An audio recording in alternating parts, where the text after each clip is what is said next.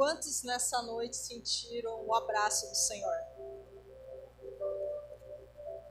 Nessa noite o Senhor liberou uma unção muito nova, muito fresca, do amor dele para as nossas vidas. Desde a entrada no louvor, e a palavra não podia ser diferente, vai falar de amor.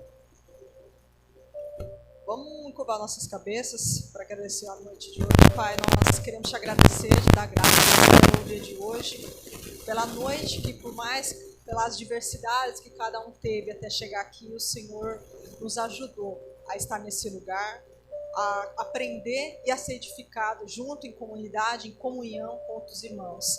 Pai, fala através da tua palavra nessa noite, que não seja eu, mas seja o teu Espírito. Em nome do Senhor Jesus Cristo. Amém.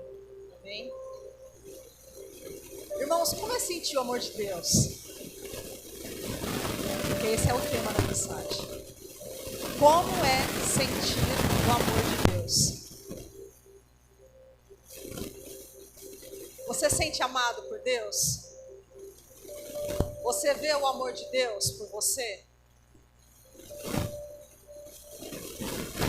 Para que nós possamos responder isso, o Senhor vai trazer para nós, em Lucas 14, nessa noite o Senhor vai descortinar algumas coisas que estavam na nossa visão e deixando nós embaçados.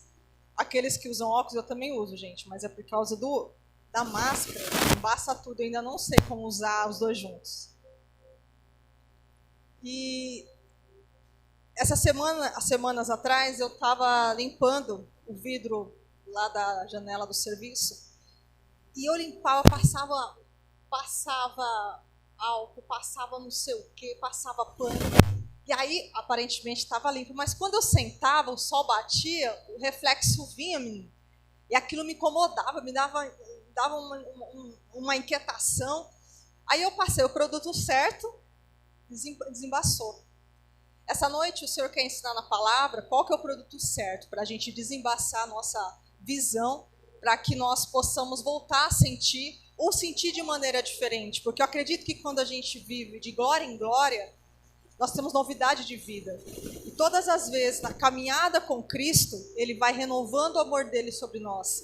E vai fazendo nós sentirmos as facetas do amor de Deus de maneiras diferentes. Porque quanto mais eu me relaciono com alguém, mais parte dele tem em mim. Vamos lá, todo mundo abre a palavra em Lucas 14.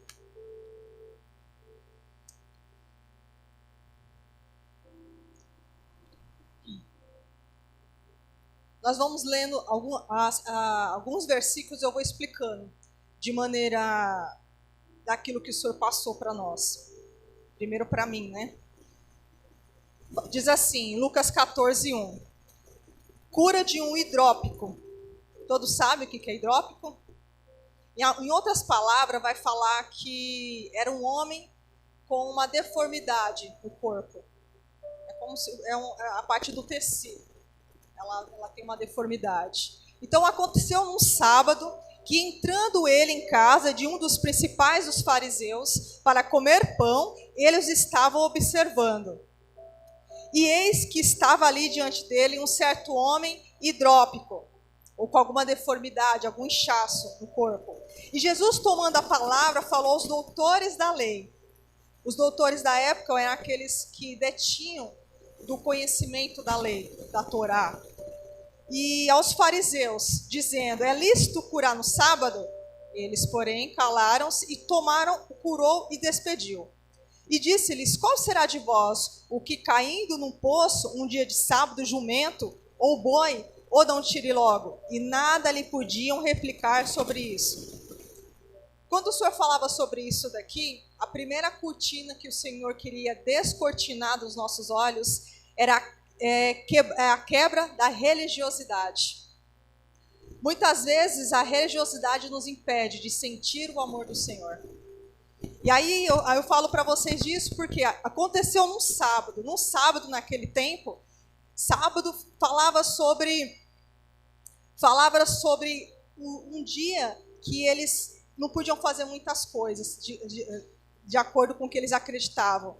Era uma forma de algumas coisas meio religiosas, de procrastinação, de preguiça, porque aquilo que convinham a eles, eles faziam.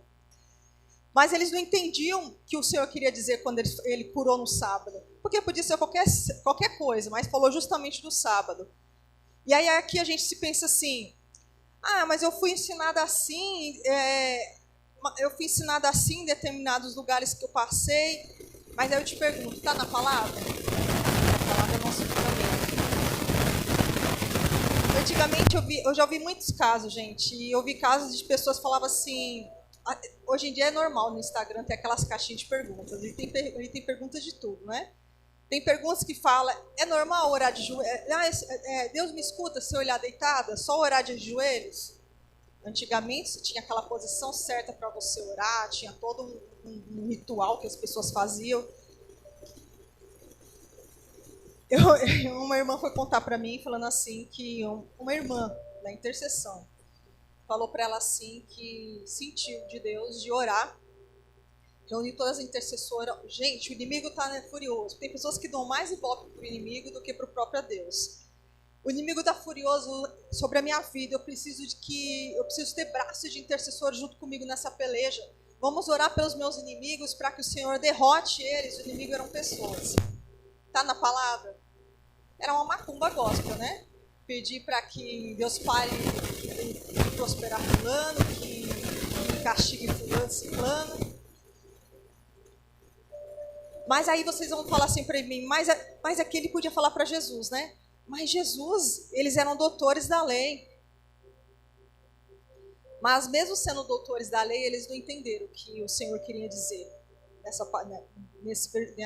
nesse contexto, quando ele até usou a parte mostrando para eles, se colocando no lugar, se no sábado, se eles tivessem os animais dele, um boi, um jumento, se eles também não ajudariam, alimentariam, não curariam, não faziam alguma coisa pelo seu rebanho. O que o Senhor queria ensinar aqui era uma linguagem simples, era a linguagem do amor. O Senhor queria não só obediência, mas ele queria que aqueles fariseus, aqueles doutores aprendessem a ter um olhar com mais amor, com mais doçura. Então, a forma de nós desvincularmos de nós a religiosidade é nos permitirmos a enxergar o outro e a mim e ao cenário ao meu redor com um olhar com mais leveza, com mais amor, com mais doçura. Mas aí não para por aqui.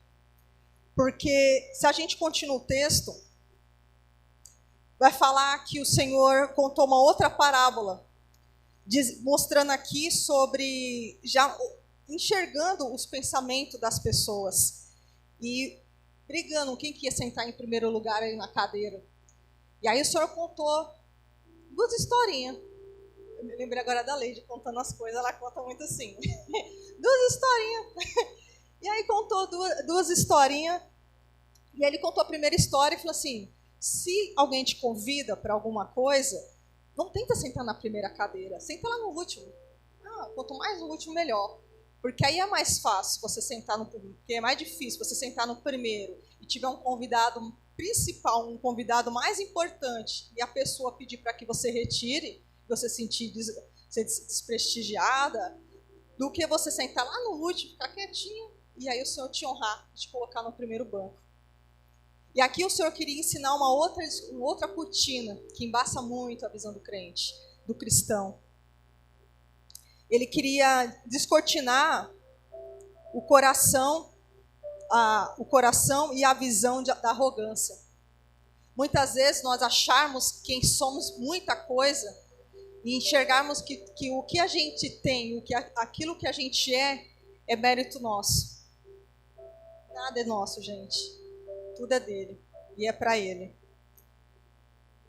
Se nós temos algo de bom em nós, é mérito da graça do Senhor sobre as nossas vidas, sobre a nossa vida. A graça é um favor imerecido. Nós não merecemos. E mesmo assim, a gente errando, nós pecamos, nós procrastinamos muitas coisas, o Senhor sempre dá uma segunda chance. Vai dando, por isso que fala, as misericórdias do Senhor, elas são mais tardias, porque Ele dá chance. Ele não quer levar ninguém para o inferno.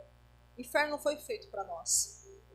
Mas o nosso distanciamento do Senhor faz com que a gente pare de senti-lo. E aí não para só aqui. E aí aqui continua o texto falando da grande ceia. Lá no 13 vai falar assim, ó. Mas aí o Senhor fala aqui no 12. E dizia também ao que tinha convidado, quando deres um jantar ou uma ceia, não chama os teus amigos, nem os teus irmãos, nem os teus parentes, nem os seus vizinhos ricos, para que não suceda que também eles se tornem a convidar e te seja isso um recompensa. Ou seja, eu convido meu amigo, depois meu amigo me convida e fica, não, agora é a sua vez de me convidar. Vou pagar um almoço, vai pagar o café. Mas quando fizeres convite, chama os pobres, aleijados, mancos e cegos. Com outras palavras, pessoas que você não conhece, os necessitados. As pessoas que precisam conhecer sobre Jesus e através da sua vida. E serás bem-aventurado, porque eles não têm com que recompensar, mas recompensado será na ressurreição dos justos. Ou seja, Cristo está chamando. E nós estamos atendendo, ou melhor, nós estamos correspondendo à chamada. E aí o Senhor não para por aqui. Ele fala assim, sobre a parábola da grande ceia. Do 13 ao 14, ao 15, ele vai falar muito nesse meio aqui sobre parábolas, várias histórias. Mas eu vou contar aqui só algumas parábolas, porque eu quero colocar um plano de fundo para a mensagem dessa noite. E aqui fala a parábola da grande ceia. Aqui o Senhor continua a história, falando novamente como se fosse uma festa, uma ceia. E aí fala que alguém preparou uma grande festa, e aí cada um tinha uma desculpa. Um comprou um campo, tinha que visitar, outro ia casar, várias desculpas. E quando o Senhor falava aqui comigo, o Senhor falava para mim assim, que essa era uma terceira cortina, que nessa noite estava caindo por terra. É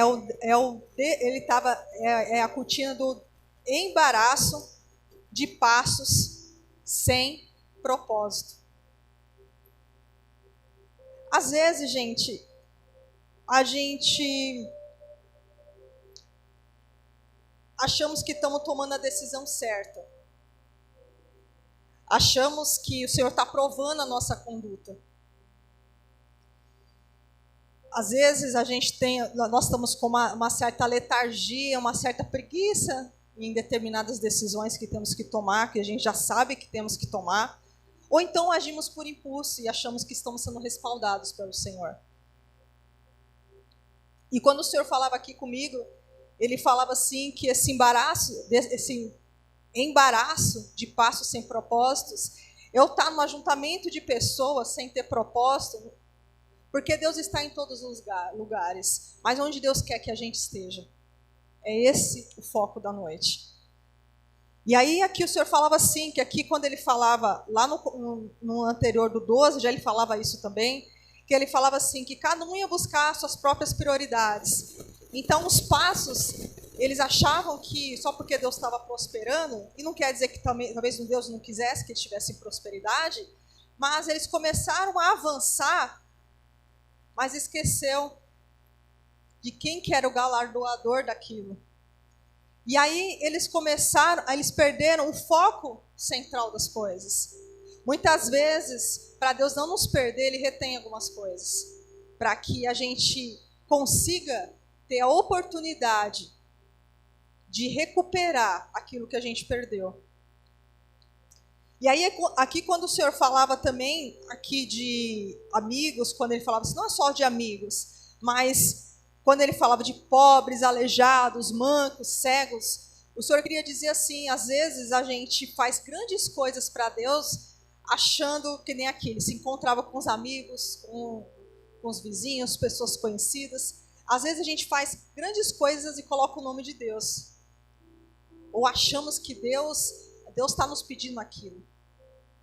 Como eu sei que quando é de Deus, quando não é? Quando está pesado.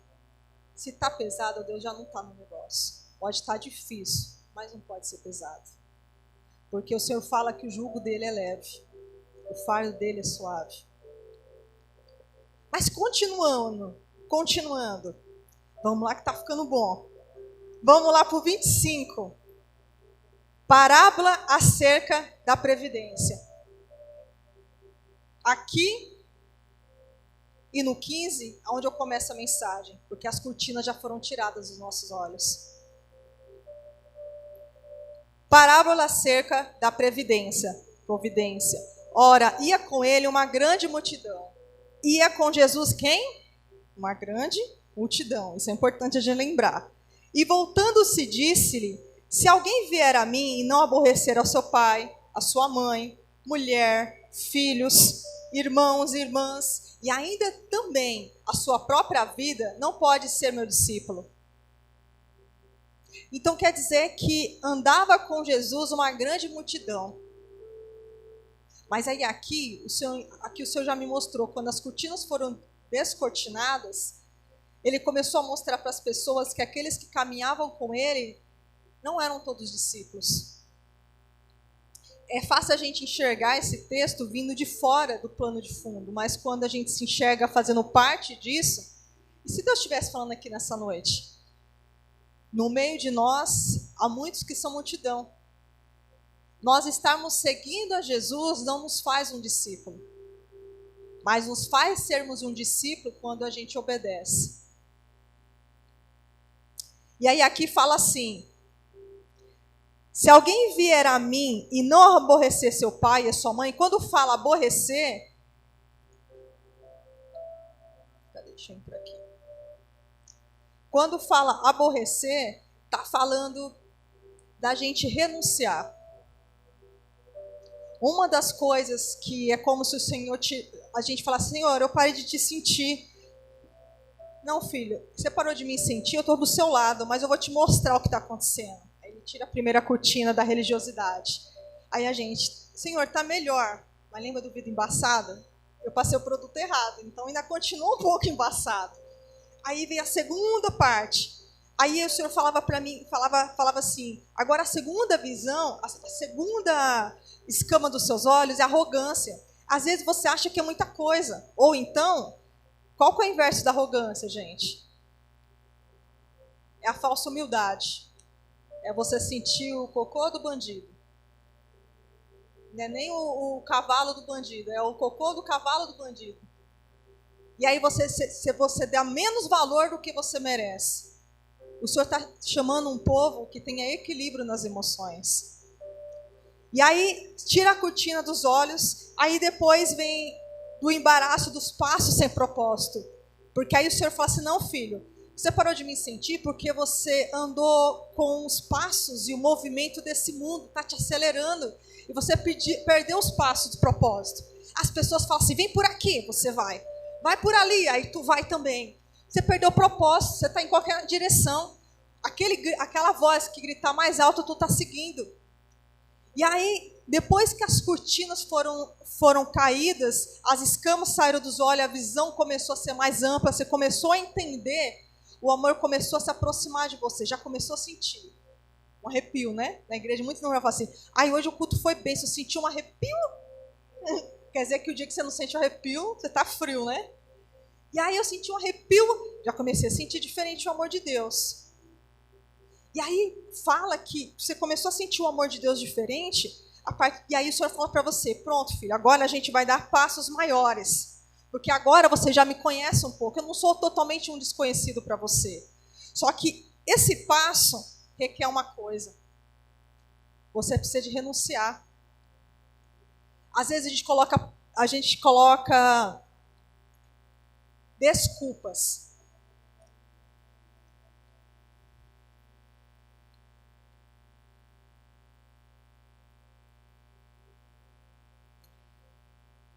Nós temos que nessa noite deixar para trás todas as desculpas. Porque se a gente continua lendo o texto fala aqui assim: não, Senhor. Aí aqui fala assim: ó, e qualquer um que não levar a sua cruz e não vier após mim, não pode ser meu discípulo. A cruz quer dizer, não é a cruz de Jesus, é a sua cruz. Todos nós temos uma cruz, pessoal. A cruz fala de propósito. Qual que é o seu propósito? Todas as vezes que o Senhor me permite falar do amor dele de diferentes formas, eu sempre questiono isso. Qual que é o nosso propósito? Isso tem que ser o nosso guia. Nosso propósito está aqui. A nossa maior chama é nós queimarmos por Jesus, de tal forma que quanto mais eu queimo de Jesus, eu incendeio e chamo mais pessoas para queimar comigo. E aí aqui fala que leve a sua cruz, né? Qualquer um que não levar a sua cruz não virá após mim. Então não é só eu pegar a minha cruz, eu aceito meu propósito, meus dias, mas pessoas que entendem um pouco mais de português, como um doutor advogado, entende que o advérbio lá do pós, do após, tem duas advogadas, tem a doutora ali também. Quando se fala após, é depois. Então tem muitas pessoas com os passos sem direção, tá querendo pegar a sua cruz, pegando o seu propósito, ou pela metade da revelação que entende do que é seu propósito, e quer continuar a caminhada sem passar por Jesus. Jesus é o caminho, a verdade e a vida. Ninguém vem ao Pai se não for por Ele. Ele é a porta. Quando a pastora começou a louvar, eu via como se fosse uma porta, Jesus na porta. E conforme o Senhor, ela foi liberando as palavras e foi saindo daqui, realmente a unção do amor, por isso que eu perguntei para vocês, vocês sentiram o abraço de Jesus nessa noite? E aí, quando eu vi essa porta, eu vi Jesus exatamente lá, do lado da porta. Esperando o quê? A nossa reação, para que Ele possa fazer morada com a gente. Para a gente poder, Ele é a porta. Para que a gente possa chegar no nosso propósito, não tem outro caminho se não for através de Jesus. Eu vou explicar, tá difícil, né? Eu vou explicar melhor. Não tem outro caminho se não for por Jesus. Eu estou aqui. Qual que é a forma de eu poder chegar no meu propósito em Deus? Alcançar, o Senhor poder me ver na terra, é através de Jesus. Jesus significa o quê? A salvação, o sacrifício. Às vezes, eu estava conversando com uma irmã, ela não é cristã, então o Senhor me trouxe, eu tentei usar palavras que não trouxesse caráter igreja, porque hoje em dia quando você fala igreja, as pessoas ficam assustadas porque estão muito machucadas ou com tantos escândalos que a gente vê de forma negativa, faz com que nós sermos cristãos hoje acaba não sendo uma honra. E deveria ser. E é uma honra. E aí eu falei para ela assim, que às vezes a gente despreza as vozes que a gente ouve interiores nós de Deus. Porque às vezes o Senhor, o Espírito Santo, ele vem através de sussurros. E às vezes não quer dizer que é só espiritual. Porque para a gente chegar a Jesus, existe o Espírito Santo. A palavra fala que Jesus ele precisou subir para vir o Espírito Santo. Não é o contrário, não. O Espírito Santo só veio porque Jesus subiu. Aí tipo como substituto. Jesus falou assim, não, eu vou subir, mas para vocês não ficarem sentindo sozinhos, eu vou mandar aqui o Espírito Santo. Deixa eu ver quem que eu vou mandar no céu. Vai o Espírito Santo. Aí o Espírito Santo foi. Não. Jesus falou assim, eu vou mandar o Espírito Santo, eu preciso subir, porque senão o Espírito Santo não vem. Eu e você, por nós mesmos, nós não conseguimos alcançar Jesus, se não for através do Espírito Santo. E aí, como o Espírito Santo se manifesta na nossa vida? Ele fala para você numa noite fria, você está caminhando. Eu vi esses dias uma ministração do pastor Luciano Subirá, e ele falou uma coisa muito interessante. Ele falou assim que ele estava, quando ele era mais jovenzinho, ele estava andando assim, em um determinado lugar, ele comprou uma jaqueta nova, estava ostentando ela, e aí ele disse que ele estava andando assim, e em determinados momentos, não tem pessoas que nos chamam a atenção por alguma maneira? Às vezes fala muito mais em relação a nós mesmos do que ao próprio necessitado. E aí tinha lá um homem embaixo assim, de um banco, lá numa praça, e ele passou, e aquele homem lá chamou de alguma forma a atenção dele, e o Senhor só falou assim para ele, a voz interior que ele fala. A voz interior falou para ele assim, aquece-o. Ô Senhor, de duas uma, ou o Senhor está falando para eu aquecer ele, abraçá-lo, ou dar minha jaqueta. Aí ele tentou negociar com o Senhor. Falou assim, não Senhor, vamos pensar comigo. Ele é mendigo, está sujo, se eu dar minha jaqueta para ele, daqui 2, 3 dias, ele se esfregando no chão, ele vai rasgar, vai sujar, vai desfazer. Aí, daqui 2, 3 dias, você vai ter que levantar outra pessoa para abençoar o irmão. Só que quando o Senhor levantar essa pessoa para abençoar ele, não vai ser só um passando frio, vai ser 2, que eu também vou estar sem jaqueta. E tentando negociar. E aí, no fim, de muita relutância, ele foi lá e deu aquela blusa para o irmão.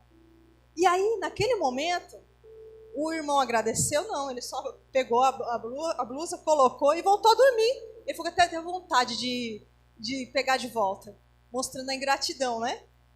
Às vezes, tem coisas que o Senhor fala, a gente obedece, não faz muito sentido, mas a gente simplesmente obedece. Certa vez eu estava dentro do ônibus e o Senhor pediu para que eu descesse. Desci. Estava no Paço.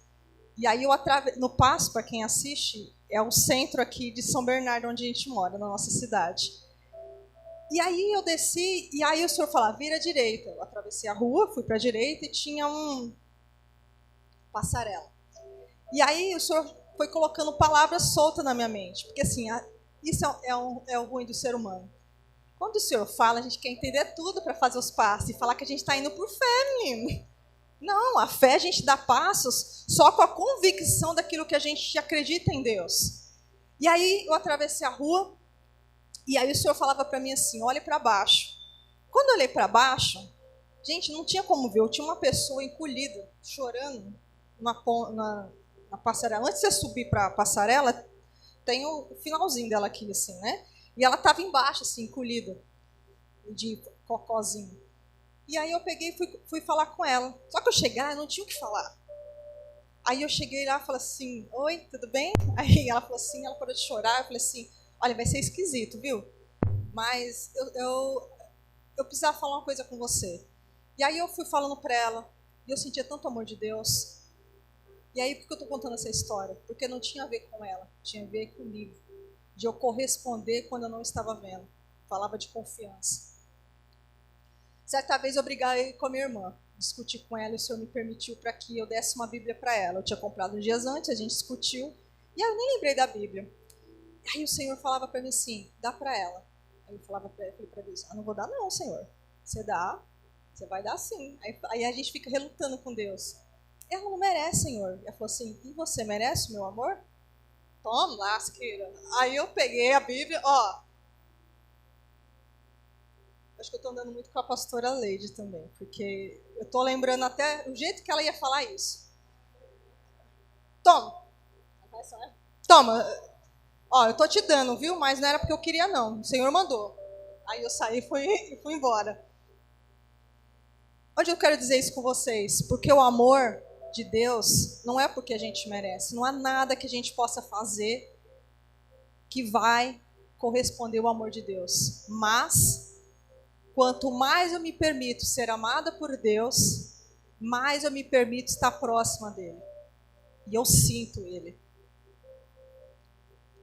E aí aqui no texto, continuando, fala que assim, pois qual de vós querendo edificar... Aí aqui fala, e qualquer um que não levar a sua cruz, não ver após mim, não pode ser meu discípulo.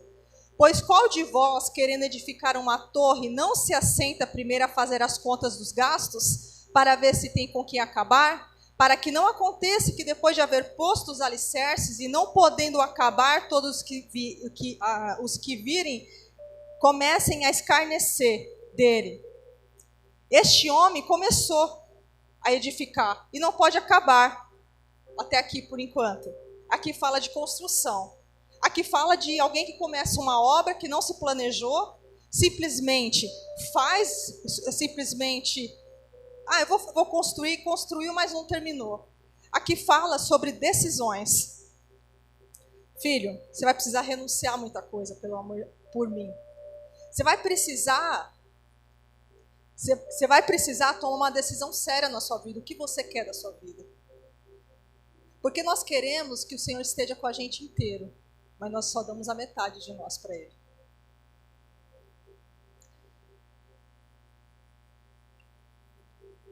E aí aqui fala assim, quando se fala de construção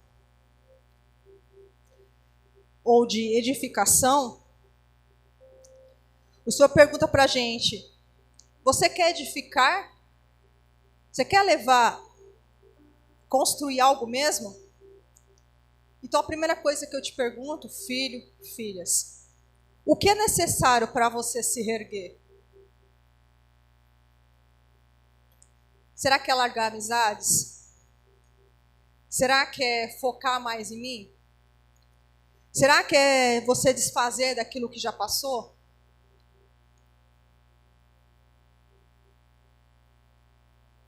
E aí o texto fala aqui assim. Cadê? Ou qual é o rei que, indo à guerra pelejar contra outro rei, não se assenta primeiro a tomar conselho sobre se com 10.000 pode sair ao encontro dos que vêm contra ele com 20.000? De outra maneira, estando ou outro ainda longe, manda embaixadores e pede condições de paz. Assim, pois, qualquer de vós que não renuncia a tudo quanto tem, não pode ser meu discípulo. Novamente o discípulo. Aí aqui fala sobre o rei, que vai pelejar, ele tem 10.000, o outro tem 20.000. Só se ele for muito doido, se ele pensar assim, ó, eu tenho 10.000, ele tem o dobro, se cada um dos meus soldados lutarem, ele conseguir combater, pegar 2 soldados, eu consigo vencer. Mas caso contrário, é melhor renunciar, entregar a guerra, fazer um acordo, fazer qualquer outra coisa, porque não tem cabimento. Ou seja, a decisão, ela requer programação, planejamento. Você quer me seguir? Mas você está disposto de abrir mão das coisas que está te embaraçando? E aí aqui fala assim, lá no 15. Só falar uma coisa que eu marquei aqui que eu achei interessante. Porque nessa mesma parábola, quando o Senhor fala dessa benevidência, ele colocou a primeira parte falando sobre uma construção e a segunda como um combate. Toda construção, ela vem junto com lutas, com combate, porque tem a ver com conquista, com territórios para a gente conquistar. E quando se fala em lutas, combate aqui no texto, tem a ver com preparação.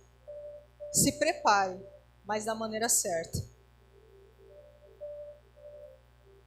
E a última coisa que eu queria deixar aqui para vocês é sobre a parábola da ovelha da dracma perdida. Aqui diz o texto que chegavam-se a ele todos os publicanos e pecadores para o ouvir. É como se fosse uma continuação. Já tinha multidão, aí foram chegando mais gente, porque foi ficando gostoso, foi ficando mais envolvente. E o Senhor continuou a falar. E aí aqui fala assim, e chegavam-se a ele todos os publicanos e pecadores para o ouvir. E os fariseus e os escribas murmuravam, dizendo, este recebe pecadores, olha lá, ó. E come com eles. E eles propôs essa parábola dizendo, e Jesus propôs a parábola. E aí aqui ele vai contar sobre a ovelha, que ele dá um exemplo da ovelha, e perdendo uma delas, não deixa no deserto as 99 para ir atrás daquela que se perdeu. Aí ele continua contando aqui, no 8, sobre a dracma, contando uma outra situação, o qual a mulher que tendo 10 dracmas, se perder uma dracma, não acende a candeia, e varre a casa, e busca com diligência até achar, e achando-a convoca as amigas, vizinhas, todo mundo dizendo, alegrai-vos comigo, porque já achei a dracma perdida. Quando fala de ovelhas, fala de pessoas. Quando fala de dracma, fala de coisas. Essa noite o Senhor quer falar assim também para nós. Quais foram as pessoas e as coisas que a gente perdeu? Ou que a gente se perdeu? Porque muitas vezes na nossa caminhada com o Senhor, a gente para de sentir Ele com desculpas ou com feridas emocionais. Porque pessoas nos decepcionaram, pessoas nos deixaram para trás, ou puxaram nossos tapetes em muitos momentos, a gente está falando às vezes de uma empresa, enfim. E aí a gente coloca aqui no texto, e aqui fala assim, que o que te tem perdido? O que te fez olhar para trás? Porque nós temos ouvido muito nesse tempo, principalmente em setembro agora, que Deus já liberou o tempo novo, estabeleceu uma nova estação. Então, o vinho novo ele já chegou, mas o odre não foi trocado. E se essa noite era isso que precisava para a gente poder avançar com o Senhor e senti-lo de maneira diferente, que nessa noite o Senhor ative em nós aquilo que estava morto e desenvolva em nós, gere em nós aquilo que nós não tínhamos despertado ainda para entender. Pegue a sua cruz, o seu propósito, porque Deus chama. Às vezes Deus acorda a gente de madrugada e a gente ignora. O Senhor faz com aquela voz interior, fala com a gente não vê. A gente não quer ir, não quer escutar. Deus pede para a gente ver determinadas situações, a gente não quer ver. A gente não vai. A gente não obedece. Como é se sentir amado, gente? O amor de Deus ele é revelado a todo momento para nós. Recentemente eu fiz aniversário. E mais do que presente, mais qualquer coisa, eu ver transformação de pessoas com Cristo, isso é a minha maior recompensa. E coisas que eu orei no meu particular muito específico, Deus liberou, usou pessoas específicas para cumprir um propósito específico. E eu senti a graça do Senhor em tantos detalhes. E a mensagem dessa noite foi baseada nisso. Porque eu me senti tão cuidada pelo Senhor, tão amada, tão honrada, em tantos detalhes, sabe? Que às vezes eu refleti uma coisa essa manhã e eu pensei nisso, é exatamente isso, né, Senhor? Às vezes a gente não agradece as portas que se fecham. Às vezes a gente não percebe, ou na verdade só reclama quando a gente perde o ônibus, perde o Uber, né? No nosso caso, né? Perde o Uber, a gente não entende o que está do outro lado. Mas quantas portas eu perdi? Não só por negligência, porque às vezes a gente, como eu falei, passos sem propósitos. Mas muitas vezes portas se fecham e inexplicavelmente a gente não entende. E às vezes o Senhor está cuidando da gente. Determinados lugares que a gente planeja tantas vezes para ir, a gente não consegue ir. É Deus cuidando da gente. Sabe o que cura feridas? Sabe o que cura mágoas? Decepções? O amor de Deus revelado. Nessa noite o Senhor descortinou a nossa visão, para que a gente possa reacender novamente a chama dele em nós. A mensagem que eu queria dizer para vocês, fiquem de pé, gente. Eu não sei o que cada um veio buscar nessa noite, mas eu sei o que vocês vieram tentar encontrar: o amor de Deus, a presença dele. Você sabe que quando a gente perde algo, a nossa posição é sempre olhar para baixo, né? A dracma perdeu dentro da casa. Às vezes a resposta não está tão longe da gente, está perto. Às vezes a ovelha está procurando dos lados, não está vendo. O Senhor está trazendo nova direção. Porque a dracma, ele estava olhando, mas estava olhando para baixo, estava procurando onde será que eu perdi? A dracma deveria estar no cantinho, em algum lugar. A nossa visão fala para a gente olhar para o alto, para o alvo, para frente. Não é tempo mais para que eu possa me despir do novo, eu tenho que deixar as coisas que para trás ficam. Pai, que nessa noite, aquilo que nós não entendíamos, aquilo que nós não víamos, que o Senhor descortine a nossa visão para o algo novo que o Senhor está se manifestando nessa noite. Pai, nós queremos sentir o teu toque de maneira tão forte nessa noite, tão palpável, Senhor. Porque a todos os momentos, a todos os dias, a gente sente o teu cuidado, nós sentimos o teu zelo, Senhor, conosco. Pai, aqueles que estavam se sentindo desvalorizados, desmerecidos, aqueles que não estavam sentindo mais o teu toque, Senhor. Pai, nessa noite nós oramos para que o teu Espírito Santo, que faz morada em nós,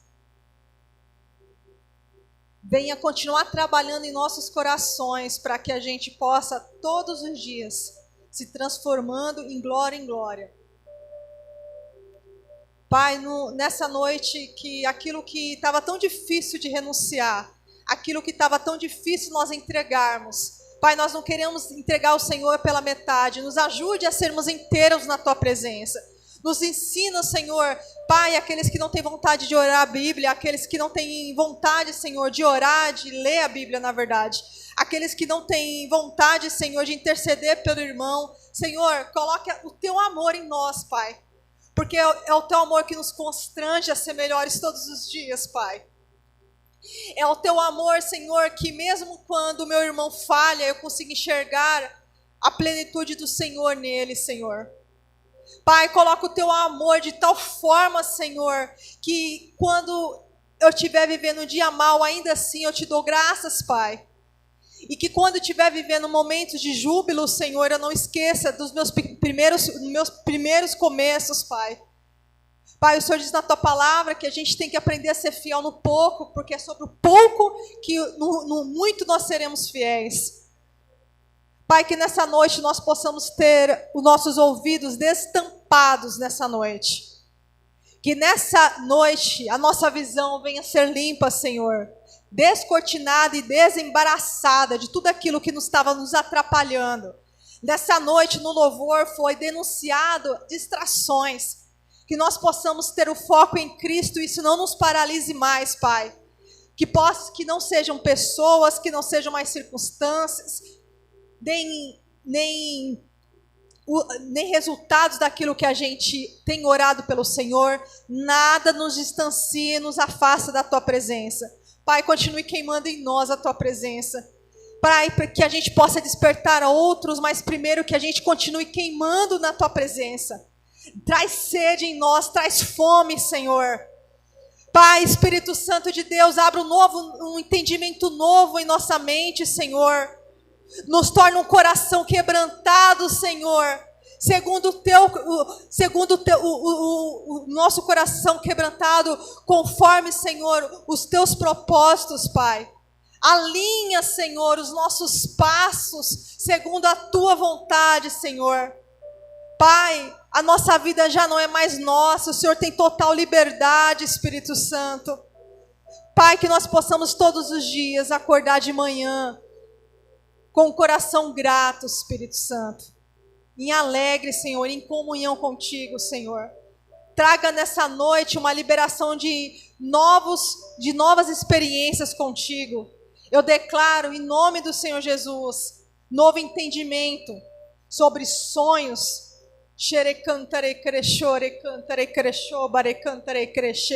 Sobre chamados, sobre destinos nessa noite. Nós Te agradecemos, Senhor. Nós somos gratos por tudo que o Senhor tem feito conosco e a nossa casa. Em nome do Senhor Jesus. Amém, amém.